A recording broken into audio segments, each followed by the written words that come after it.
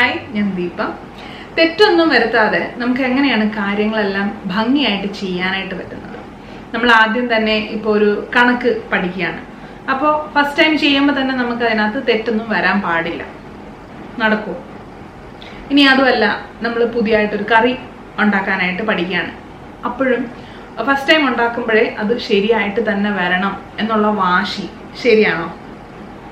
ഇതുപോലെ തന്നെ നമ്മൾ സ്വന്തമായിട്ടൊരു ബിസിനസ് സ്റ്റാർട്ട് ചെയ്യുകയാണ്, അല്ലെങ്കിൽ പുതിയൊരു വഴിയിലേക്ക് കടക്കുകയാണ്.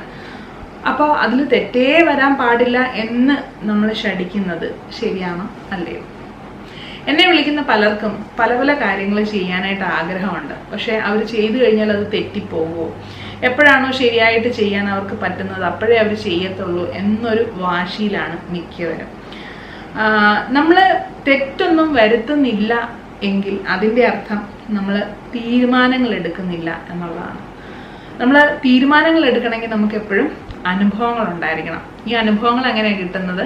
നമ്മൾ ഓരോരോ കാര്യങ്ങൾ പല പല വഴികളിൽ പരീക്ഷിച്ച് നോക്കുമ്പോൾ നമുക്ക് ശരിയോ തെറ്റോ ആയിട്ടുള്ള വഴികളിലേക്ക് നമുക്ക് ഹിൻഡ് കിട്ടും. ശരിയാണെങ്കിൽ ഓക്കെ, ഇന്ന രീതിയിൽ പോയി കഴിഞ്ഞാൽ നമുക്ക് ശരിയായിട്ടത് എൻഡ് ചെയ്യും. തെറ്റാണെങ്കിൽ തെറ്റാണെങ്കിൽ നമ്മൾ പഠിക്കുകയാണ്. ഓക്കെ, എന്തുകൊണ്ടാണ് ഇവിടെ തെറ്റിയത്, ഇതെപ്പോഴും ഇങ്ങനെ തെറ്റുമോ, അതോ ഈ ഇന്ന കേസിൽ മാത്രമാണോ തെറ്റിയത് എന്നുള്ള ഒത്തിരി ഒരു എക്സ്പീരിയൻസ് ഗെയിനിങ് ആണ് നമ്മൾ ഒരു കാര്യം തെറ്റിപ്പോയി കഴിഞ്ഞാൽ പഠിക്കുന്നത്. ശരിയായിട്ട് കിട്ടി നമ്മളൊരു കണക്ക് പഠിക്കുന്നതും ഒരു കണക്ക് ചെയ്യുമ്പോഴത്തേക്ക് നമ്മളൊന്ന് തെറ്റിപ്പോയി എങ്കിൽ നമ്മളത് മനസ്സിലാക്കി പഠിക്കുന്നത് കുറച്ചും കൂടെ ഡിഫറെൻ്റ് ആയിട്ടായിരിക്കും. പിന്നീട് ഒരിക്കലും തെറ്റ് പറ്റാത്ത രീതിയിൽ എന്തായിരുന്നു കാര്യം എന്നുള്ളത് കൃത്യമായിട്ടായിരിക്കും നമ്മൾ തെറ്റിയിട്ട് പഠിക്കുവാണെങ്കിൽ നമുക്ക് നോർമലി ഒരു കണക്കിൻ്റെ കേസിൽ. അതുപോലെ തന്നെയാണ് മിക്ക കാര്യങ്ങളും. നമ്മൾ തെറ്റായ അല്ലെങ്കിൽ തെറ്റിപ്പോവാണ് എങ്കിൽ നമുക്ക് കുറച്ചും കൂടെ എക്സ്പീരിയൻസ് കിട്ടുവാണ്. ഓക്കെ, പല പല വഴികൾ തെളിഞ്ഞു വരും, പല പല ഐഡിയാസ് നമുക്ക് വരും. ഓക്കെ, തെറ്റിക്കഴിയുമ്പോൾ ഒത്തിരി എക്സ്പീരിയൻസ് ആണ് കിട്ടുന്നത്. അപ്പം നമുക്കൊരു തീരുമാനം എടുക്കണമെങ്കിൽ നമുക്ക് എക്സ്പീരിയൻസ് വേണം. ഇങ്ങനെയുള്ള അനുഭവങ്ങളിലൂടെ നമുക്കൊരു തീരുമാനം എടുക്കാനുള്ള കഴിവും കിട്ടും. അതുപോലെ തന്നെ പുതിയ പുതിയ ചലഞ്ചസ് ഫേസ് ചെയ്യാനുള്ളൊരു കോൺഫിഡൻസും കിട്ടും. ഒരു തെറ്റും വരുത്താതെ പരീക്ഷ എഴുതി ഫുൾ മാർക്ക് മേടിക്കണം എന്നതൊക്കെ അക്കാഡമിക് പരീക്ഷകളുടെ ഒരു മാനദണ്ഡമാണ്. ശരിക്കും നമ്മളതൊക്കെ അൺലേൺ ചെയ്യേണ്ട ഒരു സമയം കഴിഞ്ഞിരിക്കുന്നു. നമ്മളുടെ ജീവിതമാകുന്ന പരീക്ഷയിൽ നമുക്ക് വേണ്ടുന്ന ഏറ്റവും വലിയൊരു കാര്യം എന്താണെന്ന് വെച്ച് കഴിഞ്ഞാൽ അനുഭവങ്ങളാണ് ഉണ്ടാവേണ്ടത്. അതുപോലെ ആ അനുഭവങ്ങളിലൂടെ നമുക്ക് പുതിയ പുതിയ ചലഞ്ചസ് ഏറ്റെടുക്കാനുള്ള ഒരു ധൈര്യവും ഉണ്ടാക്കിയെടുക്കണം. എന്നോട് എൻ്റെ ഒരു സുഹൃത്ത് ചോദിച്ചൊരു കാര്യമാണ്. അവളും ഞാനും ഒരേ പ്രായമാണ്, ഒരേപോലെ വർക്ക് ചെയ്യുന്നു. പക്ഷെ അവൾ ചോദിച്ച കാര്യം ഈ പ്രാക്ടിക്കൽ ലൈഫിൽ ഒത്തിരി കാര്യങ്ങൾ എങ്ങനെയാണ് ഞാൻ പഠിച്ചെടുത്തതെന്നുള്ളതാണ്. അവൾക്ക് എനിക്കറിയാവുന്നതിൻ്റെ പകുതി കാര്യങ്ങളും അറിയത്തില്ല എന്നുള്ളതാണ്. അപ്പോൾ അതിന് എനിക്ക് ഉത്തരം ഉണ്ടായിരുന്നത് ഇത്രയേ ഉള്ളൂ. അതായത് നമ്മളുടെ സാഹചര്യങ്ങളാണ് ഒന്ന് നമുക്കങ്ങനെ ആരും ഹെൽപ്പ് ചെയ്യാനില്ലായിരുന്നു. ഈവൻ ഹെൽപ്പ് ചെയ്യാനാണെ പോലും ഇപ്പം ആളുണ്ടെങ്കിൽ തന്നെ ഞാൻ ആലോചിക്കും, ഇപ്പം ഇവരൊന്നും ഇല്ലെന്ന് നമ്മൾ എന്നാ ചെയ്യും. അതുകൊണ്ട് നമ്മളൊന്ന് ട്രൈ ചെയ്ത് നോക്കാം, ഇതൊക്കെ എങ്ങനെയാണെന്നൊന്ന് മനസ്സിലാക്കി വെക്കാം എന്നുള്ളൊരു എന്നുള്ളൊരു ചിന്തയുടെ പുറത്താണ് നമ്മൾ ഓരോ കാര്യങ്ങളിലേക്ക് ഇറങ്ങി തിരിച്ചത്. ഇപ്പോൾ എക്സാമ്പിൾ പറയുകയാണെങ്കിൽ ഇൻകം ടാക്സ് ഫയൽ ചെയ്യുക. നമ്മൾ വർക്കിംഗ് ആയിരിക്കുന്ന സമയത്ത് നമുക്ക് ഫോം 16 അതും ഇതുമൊക്കെ കിട്ടും. ഫോം 26AS ഫോം 16 ഒക്കെ കിട്ടും. ഇതൊക്കെ വെച്ച് നമുക്ക് തന്നെ ഫയൽ ചെയ്യാവുന്ന കാര്യങ്ങളേ ഉള്ളൂ. ഈ ഇൻകം ടാക്സ് ഫയൽ ചെയ്യുക, റിട്ടേൺ ഫയൽ ചെയ്യുക എന്നുള്ളത്. റിട്ടേൺ ഒന്നും കിട്ടാതൊന്നും ഉണ്ടാകത്തില്ല എങ്കിലും, കാരണം കറക്റ്റായിട്ടാണ് അവർ പിടിച്ചടയ്ക്കുന്നത്. അപ്പോൾ അത് ഫയൽ ചെയ്യുന്ന കാര്യം എങ്ങനെയാണ് എന്ന് വേണമെങ്കിൽ എനിക്ക് എൻ്റെ ഹസ്ബൻഡിനോട് ചോദിക്കാം, എൻ്റെ അച്ചാച്ചിയോട് ചോദിക്കാം. പക്ഷെ ഇവരോടൊന്നും ചോദിക്കാൻ നമ്മൾ നോക്കി ഇതൊക്കെ ഒന്ന് ട്രൈ ചെയ്ത് നോക്കണമല്ലോ. അങ്ങനെ പല രീതികൾ നമ്മൾ ട്രൈ ചെയ്ത് ആദ്യമായിട്ട് ഫയൽ ചെയ്തു, കുഴപ്പമില്ലായിരുന്നു. രണ്ടാമത്തെ തവണ ഫയൽ ചെയ്തു, തെറ്റിപ്പോയി കഴിഞ്ഞപ്പോഴാണ് ഓക്കെ ഇൻകം ടാക്സ് ആണ്, അവർ ഇപ്പം ചെറിയ കാര്യം ഉണ്ടെങ്കിൽ അവർ നോട്ടീസ് അയക്കും. സോ അതിപ്പോൾ ആകെ പണിയാവുമല്ലോ. പിന്നെ അതിനെപ്പറ്റി പഠിക്കലായി, അയ്യോ ഞാൻ തെറ്റിപ്പോയി, ഇനിയിപ്പോൾ എന്നാ ചെയ്യും, ഇനിയിപ്പോൾ എന്തൊക്കെയാണ് അതിനകത്ത് ഓപ്ഷൻ ഉള്ളത്. അപ്പോൾ ഓരോരുത്തർക്ക് അന്വേഷിക്കാൻ തുടങ്ങി, ഓരോരോ ബ്ലോഗുകൾ വായിക്കാൻ തുടങ്ങി. എല്ലാം കഴിഞ്ഞപ്പോഴാണ് മനസ്സിലായത് ഓക്കെ നമ്മൾ തെറ്റിപ്പോയി കഴിഞ്ഞാൽ നമുക്കത് റിവൈസ് ചെയ്ത് വീണ്ടും സബ്മിറ്റ് ചെയ്യാനുള്ള ഓപ്ഷൻ ഉണ്ട്. അപ്പോൾ ഒരു കാര്യം പഠിച്ചില്ലേ? അപ്പോൾ അതിൻ്റെ ബിഹൈൻഡ് എന്താണ് നടന്നത്? നമ്മൾ തെറ്റുമോ എന്നൊരു അയ്യോ തെറ്റിപ്പോവോ, ഇനി ഞാൻ ചെയ്ത് തെറ്റിയാൽ നമ്മുടെ അന്ത്യമാണോ എന്നൊരു ചിന്തയൊന്നും നമുക്കില്ല. എല്ലാം ഒന്ന് ട്രൈ ചെയ്യണം. അപ്പം അങ്ങനെ ട്രൈ ചെയ്തതിൻ്റെ ഭാഗമായിട്ടാണ് നമുക്ക് ഓരോരോ കാര്യങ്ങൾ, ഇപ്പോൾ പ്രാക്ടിക്കൽ ലൈഫിലെ ഓരോ കാര്യങ്ങൾ നമ്മൾ പഠിക്കുന്നത്. പിന്നെ ഉള്ളതെന്ന് പറയുന്നത്, പിരിച്ചുവിട്ട കമ്പനിയിൽ നിന്ന് എനിക്ക് PF, ഗ്രാറ്റുവിറ്റി, ശമ്പള കുടിശ്ശികയൊക്കെ ഉണ്ടായിരുന്നു. അപ്പോൾ ഇതൊന്നും നമ്മൾ എത്ര നേരിട്ട് പോയി സംസാരിച്ചിട്ടും നമുക്ക് വലിയ വാല്യൂ ഒന്നും തരുന്നില്ല. തരാമെന്ന് പറഞ്ഞൊരു ഉഴപ്പം മട്ടിലാണ് ഓഫീസ് പോയിക്കൊണ്ടിരുന്നത്, പ്രീവിയസ് ഓഫീസ്. അപ്പോൾ ഇനി അതെന്താണ് ചെയ്യേണ്ടത്? പ്രൈവറ്റ് ഓഫീസ് ആയതുകൊണ്ട് നമുക്ക് എവിടെ പോയിട്ടാണ് പരാതിപ്പെടേണ്ടത് ഒന്നും അറിയത്തില്ല. അപ്പോൾ പരിചയമുള്ളൊരു വക്കീലുണ്ടായിരുന്നു. വക്കീലിനോട് ചോദിച്ചു കഴിഞ്ഞപ്പോഴാണ് വക്കീൽ പറഞ്ഞത്, ഓക്കെ നമുക്കൊരു ഷോക്ക് കോസ് നോട്ടീസ് അയക്കാം. അങ്ങനെ ഒരു ഷോക്ക് കോസ് നോട്ടീസൊക്കെ അയച്ചു. അതിനെ ബേസ് ചെയ്ത് കുറച്ചൊക്കെ ഒരു അനക്കം തട്ടി എൻ്റെ ഗ്രാറ്റുവിറ്റിയും എനിക്ക് തോന്നുന്നു ശമ്പളവും ഒക്കെ എനിക്ക് കിട്ടി. കാരണം അന്നേരം ഓൾമോസ്റ്റ് പിരിച്ചുവിട്ടതിൽ ഓൾമോസ്റ്റ് എല്ലാവർക്കും ജോലിയായി. എനിക്ക് മാത്രമാണ് ജോലി കിട്ടാതിരുന്നത്. ഞാനൊരു 1.5 മാസത്തെ ഗ്യാപ്പിൽ എനിക്ക് കിട്ടിയിട്ടില്ലായിരുന്നു. അപ്പോൾ അതിന് ശേഷമാണ് എനിക്ക് വേറെ ജോലി കിട്ടിയത്. അപ്പോൾ ഇതിനിടയ്ക്ക് ഞാൻ ഇതിങ്ങനെ മുന്നോട്ട് പോയതുകൊണ്ട് എനിക്ക് ആ ഒരു ശമ്പളവും ഗ്രാറ്റുവിറ്റിയും ഒക്കെ കിട്ടി.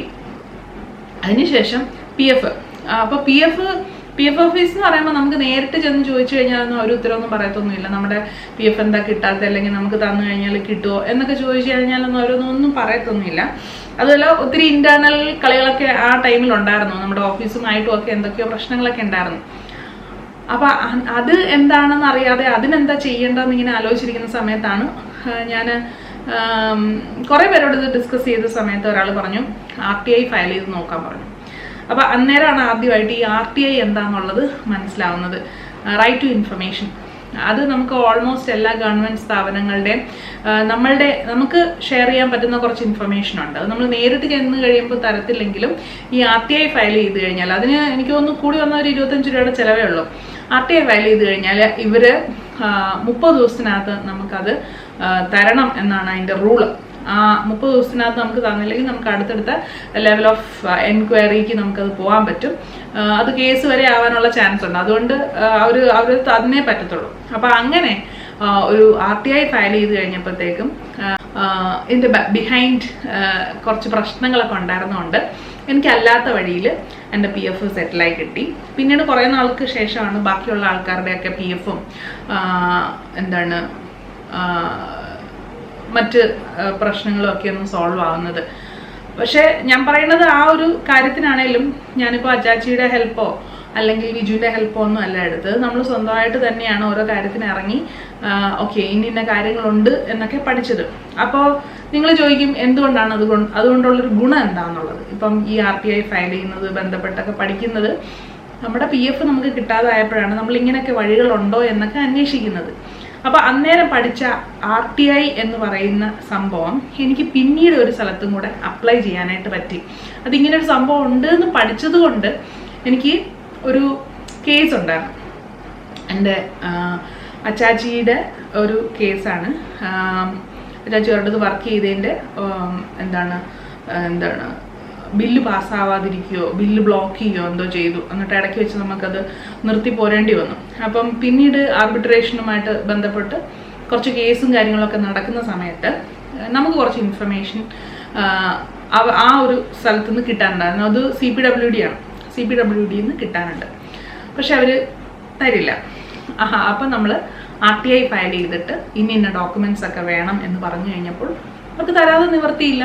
അങ്ങനെ അവർ ഒത്തിരി ഇൻഫർമേഷൻ തന്നതിൻ്റെ കൂട്ടത്തിൽ ഒരു ക്രൂഷ്യൽ ആയിട്ടുള്ളൊരു ഇൻഫർമേഷനും കൂടെ അവർ തന്നു.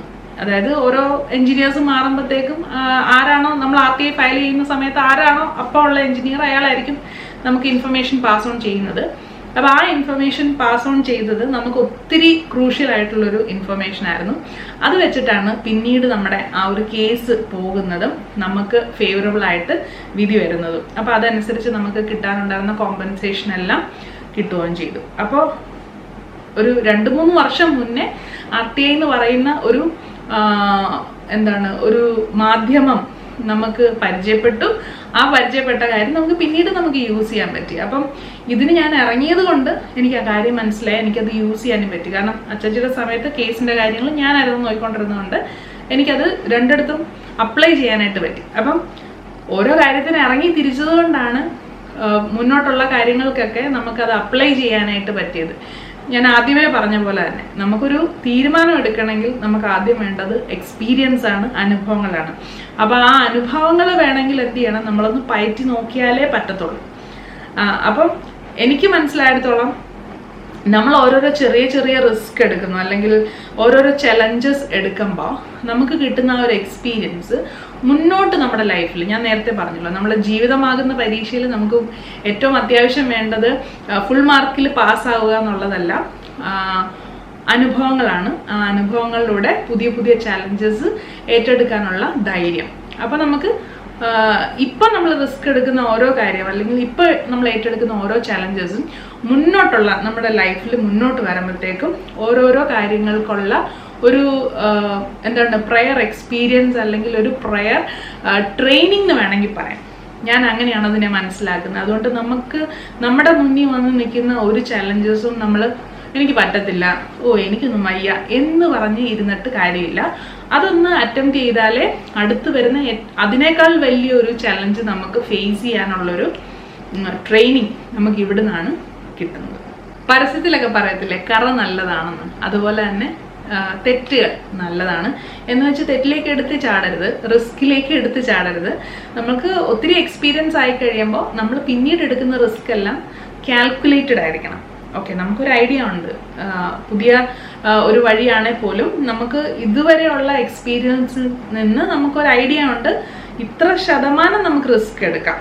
അല്ലെങ്കിൽ മൊത്തമായിട്ട് ചെന്ന് കുഴി ചാടാൻ, അല്ലെങ്കിൽ ഓക്കെ എന്തും വരട്ടെ എന്ന് പറഞ്ഞ് നെഞ്ചി വിരിച്ച് അങ്ങനെ പോകേണ്ട ആവശ്യമൊന്നുമില്ല. നമുക്ക് ആ ഇത്രയും നാൾ കിട്ടുന്ന ആ ഒരു എക്സ്പീരിയൻസിൽ നിന്ന് നമുക്ക് എങ്ങനെ വന്നാലും ആദ്യം എടുക്കുന്ന എല്ലാം ചെറിയ ചെറിയ റിസ്കുകളായിരിക്കും ഉറപ്പായിട്ടും. നിങ്ങൾ എടുത്തു തുടങ്ങുമ്പോൾ നിങ്ങളുടെ അത് ചെറുതായിരിക്കും, മുന്നോട്ട് പോകും തോറും തിരിഞ്ഞു നോക്കുമ്പോൾ അതെല്ലാം ചെറിയ ചെറിയ റിസ്ക് ആയിട്ട് നിങ്ങൾക്ക് തോന്നും.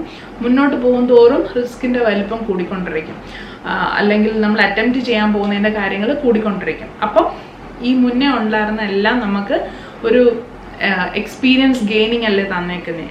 അതിനെ ബേസ് ചെയ്തിട്ട് നമുക്ക് ഇപ്പം വരാൻ പോകുന്ന റിസ്ക്കും ചലഞ്ചും ഒക്കെ ഒന്ന് കാൽക്കുലേറ്റ് ചെയ്യാനുള്ളൊരു കിട്ടും. അതനുസരിച്ചാണ് നമ്മൾ മുന്നോട്ട് പോകേണ്ടത്. സോ ഇത്രയേ ഉള്ളൂ എനിക്ക് പറയാനായിട്ട്.